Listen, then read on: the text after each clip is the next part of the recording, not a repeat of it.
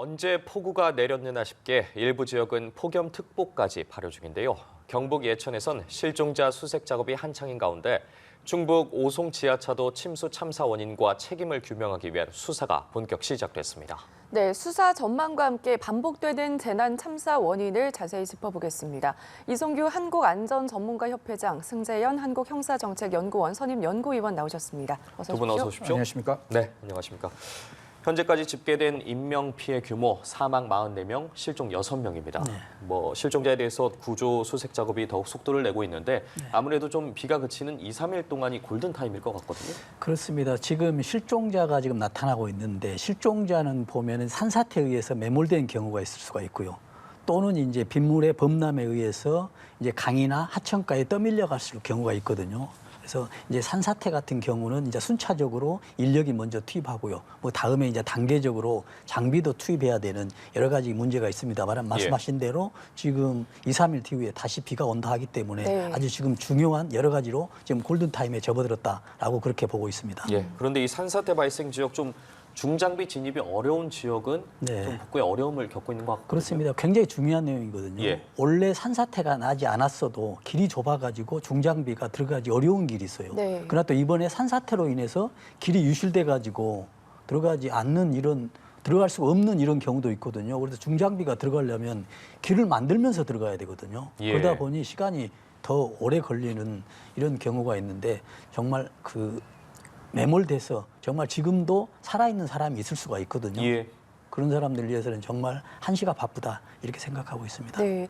한편 경북 예천군 일대 수색작전에 투입된 해병대원이 급류에 휩쓸려서 실종이 되는 사고가 있었습니다. 지금 수색 중인 상황인 것으로 보이는데 수색을 하더라도 2차 사고가 없도록 주의가 필요할 것 같아요. 그렇습니다. 지금 이게 가장 중요한 문제인데요. 지금 수색을 하기 위해서 구조 작업을 위해서 구소 수속대가 어떤 고도의 훈련을 받았습니다만은 그래도 사고는 100분의 1, 1000분의 1에서 사고가 나는 것이거든요. 그래서 굉장히 중요한데 우리가 살면서 이런 경우 많이 이야기를 하거든요. 우리가 정신이 없다라고 하거든요.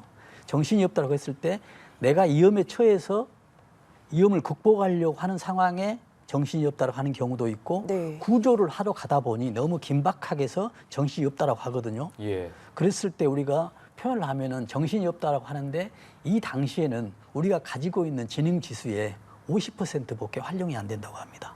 그래서 굉장히 고도의 훈련 받은 사람도 구조를 위해서 들어갔을 때는 정신이 없는 경우 정말 자기가 가지고 있는 IQ의 50%가 발휘가 안 되거든요. 그래서 우리가 흔히 볼 수 있는 화재나 이런 상황에서도 어떤 구조하러 갔을 때 그 소방관들이 안타까운 상황들이 발생하지 않습니까? 이런 경우라고 봅니다. 그러나 그 소방관들이 일반 사람과 달리 정말 고도의 훈련을 받고 있는 전문가들이거든요. 그런데도 불구하고 이런 게 있으니 이번 같은 경우에도 이런 2차 사고 꼭 주의해야 되겠습니다. 참 안타까울 수 없는데 24명의 사상자가 발생한 오송 지하차도 얘기도 좀 해보겠습니다. 현재 인명수색 작업은 일단 마무리가 됐는데 왜 이렇게까지 인명피해가 컸다고 보십니까? 지금 이제 가장 직접적인 원인은 다 아다시피 이제 비가 많이 와서 이제 그랬었는데 그 안에 이제 상황에서 왜 인명피해가 많았냐라고 보면 거기서 가장 중요한 게 버스가 들어있었거든요. 근데 지금 14명 중에서 버스로 인한 사망자가 9명이거든요. 근데 버스 자체가 우리가 생각하면 버스는 문을 열 때 수동으로 열지 못하거든요. 물론 절차는 있지만 쉽지 않아요. 그러다 보면 자동차가 버스가 시동이 꺼졌거든요. 문을 열려면 탈출하기가 쉽지 않습니다. 그러나 유리창으로 이제 열었다고 하더라도 유리창에서 하려면 우리가 평상시에도 유리창에서 뛰어내리려면 굉장히 높거든요. 그런데 거기에 또 노약자, 나이 드신 분들 14명 중에 노약자 70대 분이 또 7명이에요. 그러다 보니 우리가 다 예측할 수 있는 대로 나이 드신 분들, 노약자나 여성, 어린이들이 가장 위험했다라고 볼 수 있기 때문에 이런 좀 구조적인 2차적인 문제가 있어서 사망자가 이런 결과가 나왔다라고 해석할 수가 있겠습니다. 알겠습니다. 재난 전문가이신 회장님이 보시기에는 이번 오송 참사 보면서 어떤 부분이 가장 안타까웠습니까? 지금 작년에 우리가 이태원 참사도 마찬가지고 지금도 마찬가지고 항상 하는 얘기가 대응 체계가 부실했다 하거든요. 근데 저는 이걸 보면서 이 생각을 했습니다. 우리 생활은 지금 최첨단 과학 기술 디지털 시대에 살고 있어요. 특히 우리 대한민국은 IT 강국이거든요. 그러나 지금 시장이 보고를 받지 못하고 도지사가 보고를 받지 못했다 하거든요. 저는 이런 보고 시스템은 사람이 하는 게 아니고요. 네. 디지털로 이미 상황이 되면 바로 전달이 되고요. 보고가 되고 구두 보고는 이후에 보고가 이루어져야 된다고 합니다. 그러나 지금 이렇게 되지 않고 있어요. 지금 예를 들어서 보면은 우리 현실이 그렇거든요. 지금 내일 비가 얼마 온다, 모레 얼마 온다, 이번 주까지 예상량이 다 나오거든요. 예측을 할 수가 있어요. 그래서 위험하다고까지 하거든요. 예. 그런데 뭐가 문제냐면 그만큼의 비에 대해서 피해가 예측을 못해요. 피해량이 안 나오고 있어요. 그래서 피해가 예측이 되면 거기에 대해서 대책을 세울 수가 있거든요.